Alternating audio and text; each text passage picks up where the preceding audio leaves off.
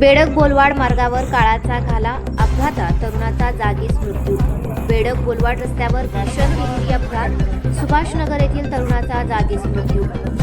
बेडक ते बोलवाड दरम्यानच्या अरुंद मुख्य रस्त्यावर सोमवारी सायंकाळी 6:15 वाजण्याच्या सुमारास एक अत्यंत भीषण तिहेरी अपघात घडला.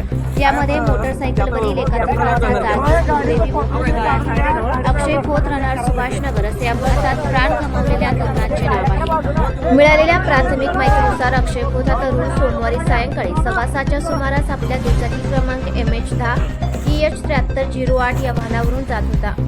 प्रवासादरम्यान दुचाकीने पुढील वॅगनर क्रमांक MH04 DW 2998 या कारला पाठीमागून जोरदार धडकली.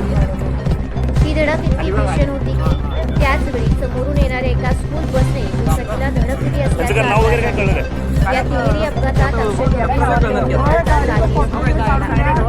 अपघाताची बातमी समजता स्थानिक तरुणांनी घटनास्थळी धाव घेतली.